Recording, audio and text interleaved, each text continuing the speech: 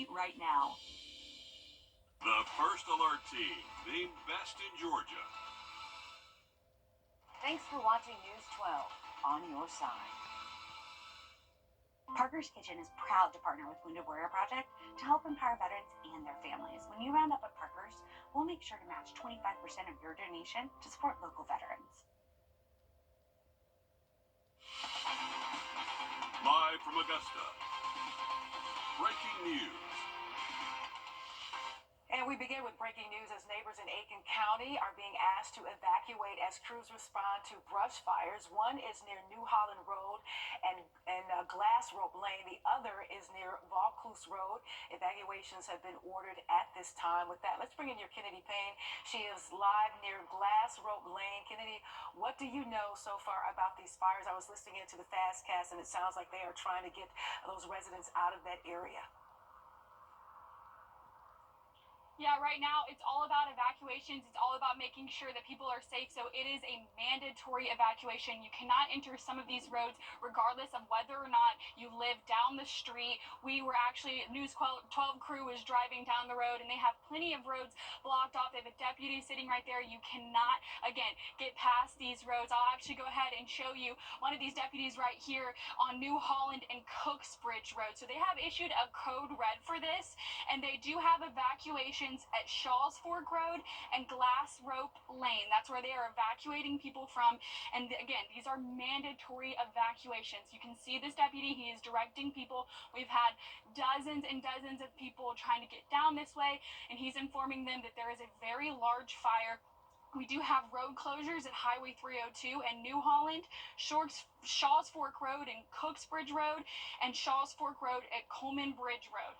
So again, there are a lot of roads right now around this area that are closed off. They're going to look exactly like what we're showing you right now with this deputy redirecting people. We have seen a lot of people, or a lot of fire trucks come down this way. So again, they are still working to put out this fire. I did speak with this deputy. He said he's been out here for at least an hour and 15, an hour and a half at this time. So they have been working really hard. We did take our News 12 drone out here and we did put it up. So I was able to only get a look at some of what this situation looks like from our drone. So we did see a very large plume of smoke that was coming up. It was, I've never really honestly seen anything like it. So again, it was very large. We were only able to see that from the News 12 drone. And they do have people, again, working out here, emergency crews. That's the only ones that are able to go down these roads. We I think we showed you some of what that smoke looks like, but we were on the road and we were actually able to see it. And I do want to let you guys know we're not even anywhere near this fire. So that if that tells you anything, we are not close to it and we can still see this smoke. But again, those mandatory evacuations are going on right now. With your location in mind, it's just after 4. Folks are preparing to leave work. They might not be able to access these roads to even get close to their homes. Repeat those roads that are closed once again for us so we can make note of that. Yeah, there are quite a few roads, so I'm actually going to take a look at this here because I do want to make sure that everyone knows these road closures. It is Highway 302 at New Holland, Shaw's Fork Road at Cooksbridge Road, and Shaw's Fork Road at Coleman Bridge Road, and they're doing mandatory evacuations at Shaw's Fork and Glass Rope Lane. You'll see a deputy sitting right there. It really is heartbreaking to think about these people who may not know if their home is involved. That's what I've been thinking about this whole time, is they're being stopped at the front of these roads, and they don't know if they can get down there. And honestly, very scary situation to not know what's going on with your home, and we don't know at this point how much longer that uncertainty is going to go on for these people. Indeed, Kennedy, fantastic information and such timely reporting. Thank you so much for this, and I'm sure you'll keep on top of it, and I'm sure we'll check back in with you very soon. In the meantime, let's bring in Mikhail Hannah-Harney, your First Alert meteorologist, who has more information on some of these conditions and also what we're looking forward to weather-wise. Mikhail. That's right. Thank you again, Kennedy, for your wonderful reporting out there. Definitely a pretty serious situation going on in that part of Aiken County. We're taking a look here at a different. All right, thank you so much, Mikkel. And speaking of fire alerts, investigators are looking into multiple wildfires in Floyd County, Georgia, for possible arson. The fires are contained with no structural damage or injuries, and the fires come just days after a wildfire prompted evacuations over the weekend in that area. And increasing wildfire danger, record high temperatures, excessive rainfall, and flood alerts. Severe weather conditions impacting much of the U.S. from coast to coast today. Laura Aguirre reports. I'm hoping that it doesn't jump and we get it over there and burns up our property. Residents of Polk County, North Carolina are keeping a close eye on the wind and a number of wildfires currently under assault by local fire teams. More than 8 million people are under red flag warnings from Georgia north into the D.C. area today. With wind speeds approaching 15 miles an hour and stronger gusts possible, officials gave this warning to residents in the affected areas. Begin removing any debris litter, any leaf litter, cleaning out your gutters, taking all your firewood away from your home. Just creating a good defensible space. For some, creating a defensible space simply wasn't possible. Much of western North Carolina is still in the early stages of rebuilding after last year's Hurricane Helene. Matthew Rogers hadn't been to his Flat Rock home since Helene wiped out an access bridge months ago. That bridge recently reopened, but I said, that's our house. There's our lake. He watched on social media as flames from Henderson County wildfires completely consumed his cabin before he could return. Our fireman friend, Phil, called me and said, hey, buddy, I'm sorry. From fires to flood watches in the Gulf region, most of southern Texas is under alerts, including Corpus Christi now through Friday. Rainfall could potentially approach 15 inches in some places, and an unusually early heat wave continues to set records out west, increasing the risk of rare and dangerous thunderstorms across the Pacific Northwest that could bring hail and tornadoes throughout the day. I'm Laura Aguirre reporting. 4 Georgia soldiers who went missing while training. Richmond County deputies need your help finding a teenager. Deputies say 16-year-old Michael Harris Jr. was last seen on March 13th in the Peach Orchard apartment complex on Peach Orchard Road. Anyone with information on where he may be is asked to call the sheriff's office. And officials are cutting the ribbon on the upgraded Smith Hazel Park this afternoon. The 6-month renovation project is paid with funding through the capital project sales tax. There will be a walking path, an accessible playground, basketball courts, and more. And on May 24th, the pool at the park will open for the season. And in Augusta, cemeteries are reopening after Hurricane Helene shut them down. Last week, commissioners approved for a phased reopening of Magnolia, Cedar Grove, and Westview cemeteries. When you arrive at the cemeteries, you will need to sign a waiver, and staff will guide you to your family plot to ensure restricted areas remain off limits. They say it is due to ongoing safety concerns and for security purposes. The cemeteries will be open tomorrow and Friday from 8 a.m. until 11 a.m. and then again from 1 p.m. until 3 p.m. Next week, they will open by appointment only, and starting on April 7th, they will fully open. Your Sydney Hood spoke with the cemetery officials, and we'll have more of the reopening tonight at News 12 at 6. And 1 year ago, Baltimore's iconic Weather app. Thank you, Mikkel. Today, on the good side, a young man is helping those living on the streets of Portland. He says, as a former foster kid, he was close to being homeless himself. Anna Katayama shares his story. My parents at the time had gone to prison. Michael Larson was 2 years old when he was placed in the foster care system. We experienced trauma that no kid should ever have to go through in some of the homes that we were staying in. Between the ages of 2 and 12, Michael and his siblings moved from home to home, living with 7 different foster families. When he turned 12, a single mom with 2 kids of her own adopted Michael and his 2 siblings. My adopted mom is probably the most important person that's made an impact on my life. His adoption opened up a world of opportunity. With the help of teachers and other mentors, Michael went on to graduate from Gonzaga University. But he is keenly aware that many kids who age out of foster care end up homeless. Less than 10% get a college degree. So I had to wrestle with the fact that me and my siblings were kind of this miracle story. I had to kind of develop these deeper convictions of Like, how do I give back? We really just want to greet people and make people feel welcome, hear their stories. On many Thursday evenings, you will find him under the Burnside Bridge, working alongside an army of volunteers from an organization called City Team. This weekly event is called Night Strike. It is beautiful. It is outreach to the homeless. I think it's incredible. I think it's so needed. There's music, food, clothing, and lots of helping hands. For years now, Patty Burke has shown up with a sewing machine. This is a skill that I can, help people with. We do a lot of hems. We do a lot of backpack repairs. Shay Kingsbury brings 20 years of experience as a stylist. There are books to read, even medical care. We feel like it's what we're supposed to do. Legacy emergency room physician Amy Kaluza volunteers her time along with nurse practitioners and medical students. We have everything to do: stitches, staples, draining abscesses. We have kind of a wide array of supplies that most of the people donate, which is awesome. I'm happy you're gonna get spotted, right? That's good to hear. Michael and the volunteers are doing what they can to meet immediate needs, but he is driven to go beyond this first step. The drive comes from a place of believing that we can actually make a dent in this issue. He's become singularly focused on the problem. He has started a nonprofit called Humans for Housing, produced a documentary on the issue, and is meeting now with lawmakers to share his vision. A dream of mine is that we get to this point in our society where we believe that all people deserve a safe and stable place to lay their head at night, but we don't currently live in that world, and I don't know how long it's going to take to create that world, but I think I'll be in this work as long as it takes. Call us today. Live from Augusta. Breaking news. And we begin this half hour with breaking news as some neighbors in Aiken County are being asked to evacuate as crews respond to brush fires.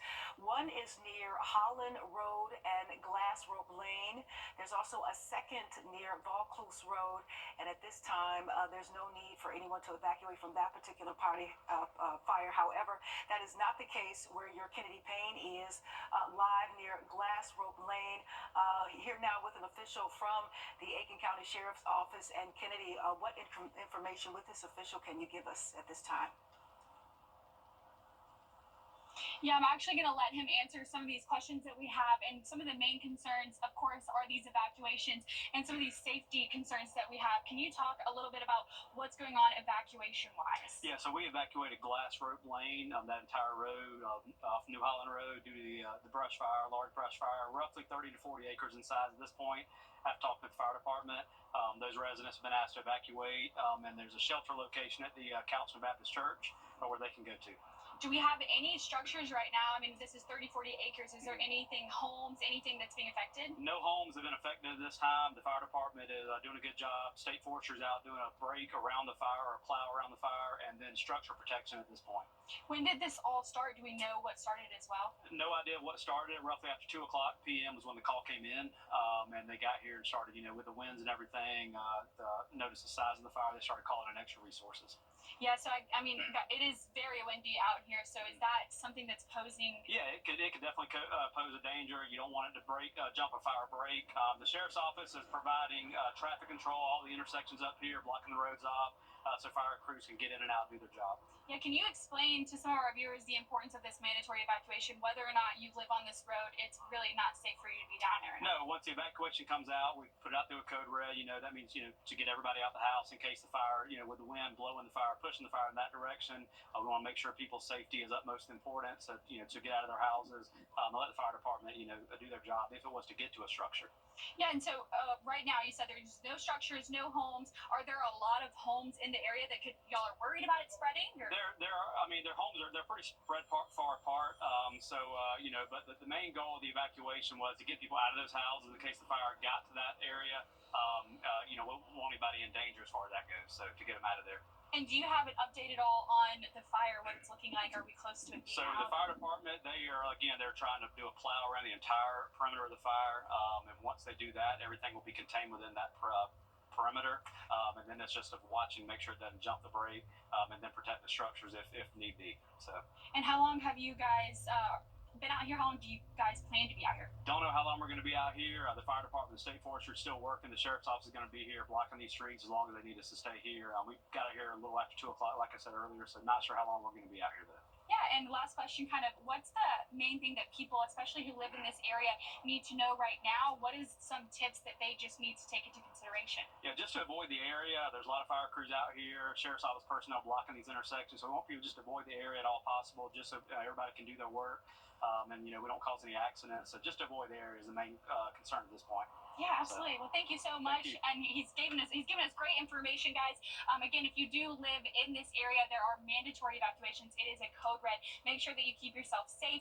We did list all of those roads, and we are here right now on New Holland and Cooksbridge Road. They're not letting anyone pass there. Again, regardless of whether or not you live on this road, you cannot go past it. So just make sure that you can take that in consideration, especially if you're getting off work and you don't really know what's going on. But again, some of these people, we were talking about this earlier, don't necessarily know what's happening. So when they roll up to these deputies, they're still trying to figure out what, if maybe their house is nearby, they don't really know. So again, just trying to get that information out there. Yeah, I was going to say, Kennedy, for folks just getting a hold of this information on their way home, maybe, from picking up the kids from school, trying to get home and get into their early evening activities, they're not going to have access to their homes for a while. And I was hoping maybe the official could give a time, but I guess with a wildfire and containment, there's really no set time as to when it will be safe enough for folks to access their homes again for now. Yeah, I think it's really just hanging on, making sure that you're listening to these emergency crews and making sure that you're listening to all of the information they give you. Because again, putting out a brush fire like this, again, with the wind, it's very unpredictable. We don't know, like he said, the time or when they're going to be able to get back down these roads. Sure. All right, Kennedy, we thank you so much for your reporting, your information this afternoon. I'm sure you'll keep on top of this for us. And with that, let's bring in your first alert meteorologist, Mikhail Hannah-Harding, who has been talking about these conditions that are really not helping these firefighters with these type of wildfires, Mikhail. Most definitely. I think the worst thing we're seeing today is that And a CXX train slid off the tracks, falling on its side in Lafayette County, Georgia, leaving 6 cars derailed. This is dash cam video showing the moments it slid. One of the cars landed on a tree. Luckily, no one was hurt, and the CSX says the rail cars did not have anything hazardous on board. A barber who works near the tracks described the moment he heard the train tumble. It felt like an earthquake, so that's the only way I can describe it. It shook the whole building. I was just like, whoa, what's going on? So we all ran outside and came and looked, and that's when we saw the train off the track from here to the end of the building, just kind of all over the place. Wow, scary moment there. The cause of the incident remains under investigation. Back here at home, tomorrow, the Richmond County School District is hosting a transition and resource fair for students. This gives families the opportunity to get resources and support for students with disabilities. It will be from 5:30 to 7:30 p.m. at the Technical Career Magnet School. And as measles cases continue to increase, we are looking at the trend in vaccination rates since the COVID pandemic and how much vaccines could impact the spread of illnesses. Mikhail? We're looking at those winds right now, still elevated for today, so that fire risk continues. We'll look at your first alert for next Monday coming up. I'm attorney. We'll take it. Thank you so much, Mikhail. As the U.S. deals with one of the largest measles outbreaks in the past decade, new research shows a concerning trend regarding childhood vaccination rates after the COVID-19 pandemic. Bradley Blackburn has more. More cases of measles in Texas and New Mexico. The largest outbreak in the country remains in Texas, where more than 325 cases have been reported since January. One child has died. Unfortunately, post-pandemic, rates of childhood vaccination have not bounced back. The measles is among the highly contagious diseases that can be prevented with the vaccine. Overall, vaccinations among children declined during the COVID-19 pandemic. Now, new research in pediatrics shows immunization rates for some illnesses still remain lower than pre-pandemic levels. What we saw in this study, about 400,000 or so babies, looking at their vaccination rates by age 5 months, those have declined over the course of the pandemic from about 88% coverage down to 81% coverage by 2023. And by 12 months of age, these kids had still not caught up The study focused on the rotavirus vaccine, diphtheria, tetanus, and pertussis or whooping cough vaccine, and the pneumococcal conjugate vaccine. CBS News medical contributor Dr. Celine Gounder. We're concerned in particular about certain groups that are lagging behind, including babies of color, people who are low income and on Medicaid, and families that may not speak English as a first language. This is an issue because even tiny dips in vaccination rates can leave communities susceptible to outbreaks. Dr. Gounder reminds for measles, 95% of the community needs to be immune to prevent an outbreak. Even a 1 or 2% drop can lead to widespread cases. And our thanks to Bradley Blackburn for that. The U.S. confirmed at least a dozen deaths from whooping cough last year as well. That's according to CDC data. The most deaths from that infection since 2017. Stay close. We'll be right back. Take a look in your car. And more breaking news for you now. There are 4 fires burning in Aiken County. 2 more include Augusta Road and Old Sudlow Lake Road. Vaucluse and Good Springs Road are active, and New Holland is now 100% contained. As a reminder, there are evacuations on Shaw Fork Road and Glass Rope Lane. We'll have more details coming up live at 5. Stay with us. We'll be right back. Thanks for watching News 12 on your side. Where's the best place to buy kids?